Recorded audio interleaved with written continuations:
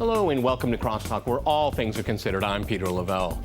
Palestine and the road ahead. Washington's so-called peace process to resolve the Israel-Palestine conflict has produced little, if any, results. In fact, the Palestinians are experiencing accelerated illegal land seizures. Palestine is quickly being wiped off the map.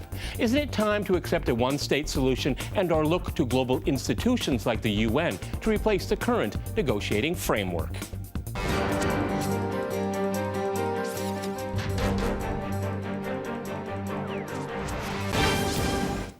To crosstalk the Palestine-Israel conflict, I'm joined by my guest, Soraya Sepahpour-Ulrich in Irvine. She is an independent researcher and writer, and in New York, we crossed to Norman Finkelstein. He is a political analyst and author. Crosstalk rules in effect. That means you can jump in anytime you want, and I very much encourage it.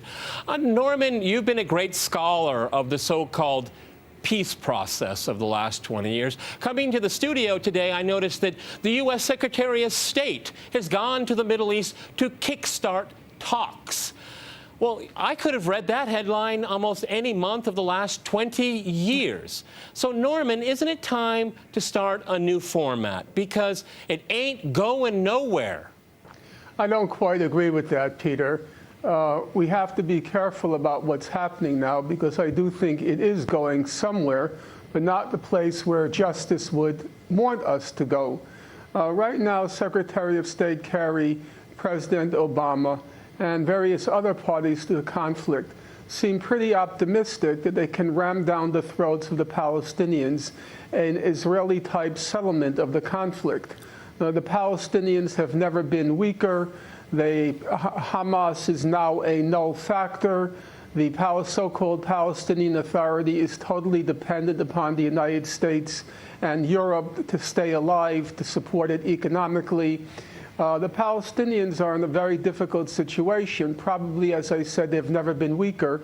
And now the United States, along with the EU, incidentally, the United States and the EU think there's a historic opportunity to resolve the conflict, but resolve it in such a way that the Palestinians are left with virtually nothing. Okay, Soraya, so what kind of agreement is that? How can you have an agreement like that with no justice? I honestly don't believe these talks are going anywhere, and I don't think they're intended to go anywhere. It's just lip service. If you look at Mr. Obama's speech in 2011, where he actually mentioned the 1967 borders with some swaps, it was intended for the Palestinians not to ask for recognition at the United Nations. And after that, Mr. Netanyahu came to the United States, and I'm sure your viewers would know that Congress has far more powers, or is the most powerful branch of the U.S. government. He came and he addressed the United States Congress in 40 minutes. He got 29 standing ovations, in which he categorically refused to recognize those boundaries. And I think it's very important to understand that as long as there is aliyah, that means every Jewish person from anywhere in the world can go and live in Israel. Then Israel is bound to continue to expand, and it's doing so at the expense of the Palestinians with American money. So, no, and for the peace talks, I think Norman would certainly know the reputation of Martin Indyk. He worked for AIPAC, then he started Washington Institute for Near East Policy to give a cleaner image to the pro-Israel doctrine here in the United States, and he is not a person that would be suitable for negotiating peace talks, if peace talks are to take place, and certainly not somebody as biased and as pro-Israel as Indyk. Okay, Norman, I saw you on Democracy Now! With Mr. Martin Indyk. He wasn't very pleased to see you, I remember. Can you react to what we just heard in Irvine? Because, I mean, when you look at somebody like Martin Indyk, I have to keep being reminded, is he negotiating for the Americans or is he negotiating for the Israelis? Because it's hard to tell. Well, I think that one has to look at what the rhetorical position of people like Prime Minister Netanyahu is and what their actual position is. If you look at the negotiations that took place in Annapolis in 2008, it was quite clear what the Israeli position was. In a word, or in a nutshell, what Israel wants is approximately 10% of the West Bank, the area behind the wall that it's been building, taking in the major settlement blocks. And Israel wants a nullification of the Palestinian right of return, basically an international solution of the refugee question, which doesn't allow Palestinians to return to what is now the state of Israel. Those are Israel's two key demands. And the opinion now of the United States and Israel is, and also, as I have to say, always add, the European Union, the position now is, let's resolve the conflict according to the Israeli terms. That is, Netanyahu will make a grand show that he's withdrawing from 90% of the West Bank to the 10% behind the wall, and that in exchange for this grand concession by the Israelis, the Palestinians are going to have to give up the right of return. That's basically how the theater, the drama, is going to play itself out. And if you look at yesterday's, for example, reports yesterday in the Israeli press, the EU made a statement. It said to Israel and the Palestinian Authority, you better get serious about negotiations now, because if you don't resolve the conflict, we're going to cease subsidizing the projects in the West Bank. So basically, the EU is now colluding, collaborating with the US, turning the screws on the Palestinians.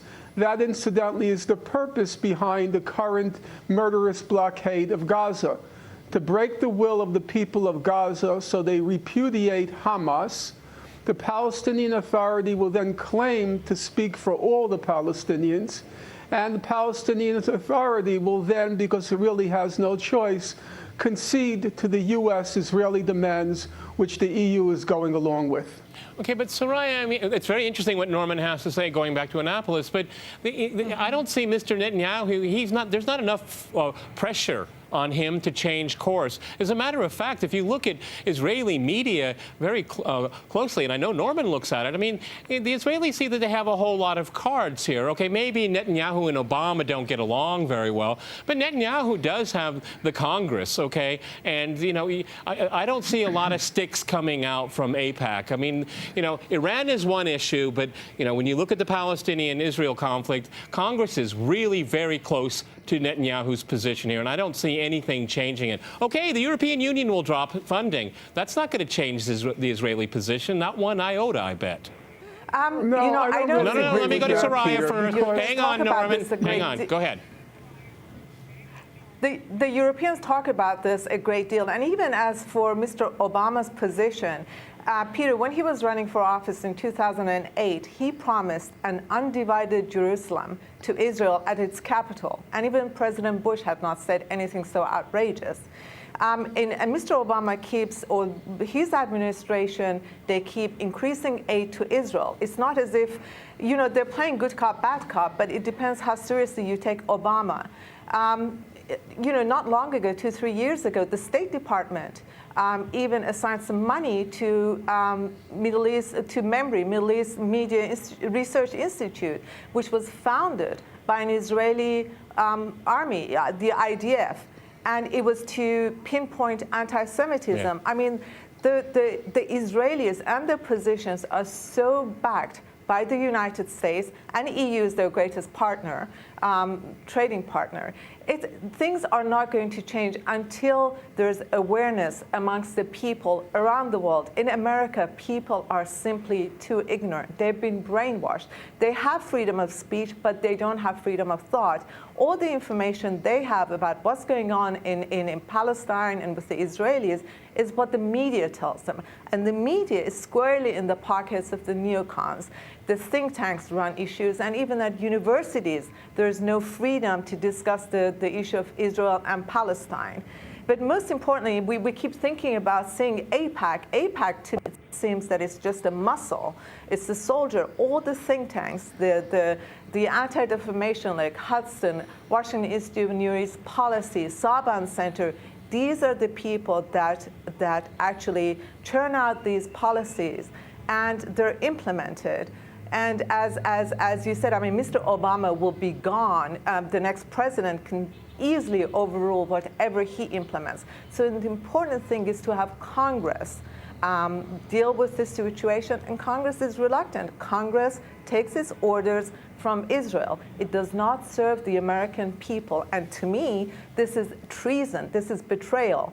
And yet they managed to get away with it. Chuck Schumer of New York, Senator of New York, stands up and says, I'm the guardian of Israel. Instead of standing up and telling the American people that he is there to serve them, he says he's the Schumer of Israel, the guardian, and many other such senators and congressional members. Okay, So let me let Norman react to some of this. Norman, you want to react to some of that?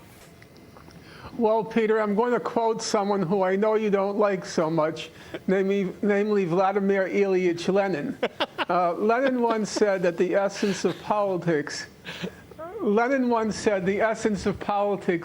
is the concrete analysis of a concrete situation. Okay. And I think the important thing now, because we're heading towards a historic turning point, and we have to be very careful about what's happening. We have to be concerned about what's happening. We have to concretely analyze this concrete situation. The fact of the matter is, Secretary of State Kerry is nobody's fool. He would not invest so much time and so much energy in resolving the conflict unless he thought there was a realistic possibility that it can be resolved. The last thing Kerry wants now. Norman, I'm going to let you continue. Norman, I have to go to a short break. I'll let you continue when we return after a short break. We'll continue our discussion on the Palestine-Israel conflict. Stay with RT.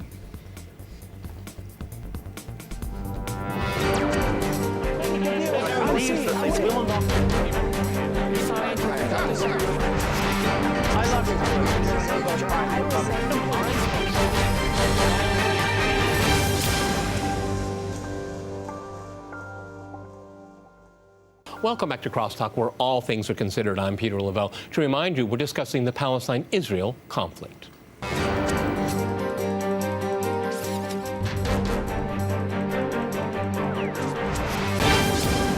Okay, Norman, I'd like to go back to you in New York. I want you to react to something. A lot of people tell me that study this conflict that they say that if Israel stops its colonizing settlement agenda in the West Bank, and further, it risks the very nature, the very existence of Israel, because it must continue down this path because it's become its own true identity. No, I don't really think, there's this tendency to look at countries in terms of this notion of original sin. That is to say, Israel was born in sin and therefore has to live in sin, and therefore there's no possibility of it changing. Any state has within it the possibilities of change. I lived in the United States through the civil rights era. When I was growing up in the 1950s, black people were still being lynched in the American South. I lived through a transformation such that the President of the United States is now African American. If you look at the first half of the 20th century, without trying to excuse any of the other great powers, I think it's fair to say that the most militarist and racist powers on earth in the first half of the 20th century were Germany and Japan. But if you look at BBC World Service polls from the last 20 years, when the countries around the world, when the public opinion around the world is asked the question, which countries in the world have the most positive, the most favorable impact on international relations? If you look at these BBC polls, believe it or not, every year Germany is #1 and Japan is #2, or Japan is #1 and Germany is ́2.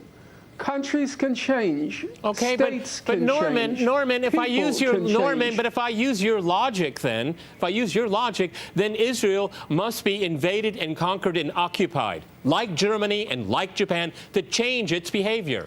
That's the logic. Well, not exactly, Peter, because I began with the example of the American South. And you can also take the example of South Africa. In those two instances, what it required was a mass popular nonviolent movement supported by international public opinion. Those were the key ingredients. It had to be a mass, popular, nonviolent movement with a large amount of international support. And I think the same formula that worked in the American South and worked in South Africa, I think that formula can also work to end the Israeli occupation. Okay. Soraya, if I can go back to you, Irvine, I will agree with Norman that countries can change, but countries can change for the worse. Look at I think the Bedouins would probably agree with that. I think, Africans that ended up in Israel somehow would probably agree that things are changing for the worse because each government gets more and more right-wing and more racist. What you can hear on Israeli television is forbidden on American television because some officials are so blatantly racist. And that's true. And again, I do agree with Norm also that countries can change, but they can only change if there's a will to change. Israel does not have this will. If you look at the popularity of Mr. Netanyahu in Israel, his popularity is an all-time high after he basically stopped Mr. Obama about the two-state solution. And Norm himself was kind enough to pass a YouTube video of how Israelis are using children, young children, teaching them hatred, discrimination, and the lust to kill Arabs, Lebanese, Gazans. So there is no will there to change, and America is encouraging this by allowing it to happen, by overriding every single UN Security Council resolution. If you go to the Jewish Virtual Library, they gladly and proudly mention how many times the U.S. had vetoed UN Security Council resolutions. There can be no change when there's no will. And one of the most important factors is Israel has a need to expand because it wants to embrace more and more people.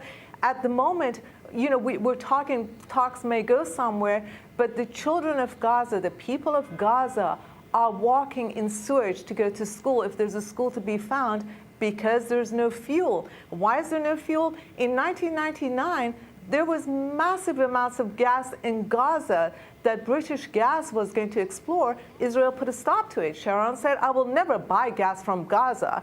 They want to own it. They want to own the water in the region, because that's, if you expand and you have land, people need water. You may import fuel, but you can't do it with water. So they wanted to get water from Turkey, and in order to do that, Iraq and Syria had to be eliminated. So there's no stop to this. And their own, as you say, you hear things on Israeli television you don't hear in America. America sanitizes everything. The American people continue to hear from their officials that Israel is our democratic ally in the region. Well, that is so false. It is not an ally. It's costing America so much money. It's bankrupted America fiscally, morally, and politically. And it's not an ally. It's just destroying the countries around it, and it's destroyed America's standing in the world. And the people of America need to be informed. Peter, nobody's talking about what's happening in Gaza, in West Bank, what Israel is doing. We're talking about all other things here in America. There's a deliberate attempt to keep the people ignorant. God forbid the Americans should stand up and say, I don't want my money to go to people who are committing heinous crimes, borderline genocide, and I can't eat here, I'm homeless. But I'm contributing not only to the people of Israel that are there at the moment, but anybody who wishes to come, whether it's from Africa, whether it's from Asia, everybody can go there, and my tax dollars will fund them. This is what Americans don't know. And it's about time that other media started concentrating on this, but then of course the media hears, well, we know who the ownerships are. Okay. Norman, convince me that Netanyahu is going to pull a Nixon goes to China. Try to convince me. Well, you see, Peter, I think there's a misunderstanding here, and I'm doing my best to try to clarify it. Number one, just let me get back to the point that was just made. Okay. Of course I agree that Israel, unless it's forced to, won't change. The African-American abolitionist, Frederick Douglass, he famously said, power never concedes anything without a demand. It never has, it never will. So of course pressure has to be applied to Israel in order to get it to act in accordance with international law. I have no doubt about that. That's why I said, It has to be a mass movement from below. It has to be nonviolent, and there has to be a lot of international public opinion support to get Israel to budge. So on that point, there's no disagreement between any of us. Now, on the question of Netanyahu, you have to remember that Israel, if there were an Academy Award for Best Dramatic Performance by a country, Israel would win every year. Israel is a theater. And Netanyahu, of course, Netanyahu is the star of the theater. So I said a few moments ago that we have to distinguish between Israel's rhetorical position and its actual position. Now, Tzipi Livni, who was the foreign minister in 2008, she's repeatedly said that the wall Israel's building, the wall is our final border. Israel wants about 10% of the West Bank, which includes some of the most arable land. It includes the critical water resources. It includes East Jerusalem. And basically, it trisects the West Bank, leaving the Palestinians a Bantustan. So effectively, they want 10% of the West Bank. But Netanyahu, the star of the show, he pretends that Israel wants all of the West Bank. And then, during negotiations, the claim will be that Israel is making a heart-wrenching concession as it gives up 90% of the West Bank. But by giving up 90% of the West Bank, Israel will then get to keep all it really wants. Exactly as Tzipi Livni keeps saying, the wall is our final border. Israel wouldn't be investing billions and billions of dollars into building this wall if it wanted territory beyond the wall. Okay. If I can go back to Irvine's, you know, I mean, I have a hard time. They do. It's not. Go ahead.